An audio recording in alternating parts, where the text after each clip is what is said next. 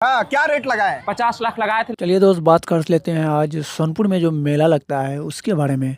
जिसमें दोस्तों ये भैंसा जो दिख रहा है आप लोग को, ये भैंसा का कीमत जानकर आप लोग बिल्कुल शॉक्ड हो जाएंगे। भैंसा का कीमत जानने के लिए दोस्तों वीडियो के अंत तक बने रहें और चैनल को सब्सक्राइब नहीं किया तो चैनल को सब्सक्राइब कर लें। क्योंकि दोस्तों आप लोग को पता ही है कि सोनपुर मेला जो है फेमस मेला है। वहाँ पर अनेकों प्रकार के सामान मिलते हैं, खरीदे जाते हैं, बेचे जाते हैं और वहाँ पर अनेक अनेक भैंस और भैंसा भी बेचा जाता है। ये भैंसा का जो ओनर है दोस्तों, उनसे जब पूछा गया कि इनका कीमत कितना है तो उन्होंने साफ तौर पे कहा है कि इनका कीमत 2.5 करोड़ से ज़्यादा है।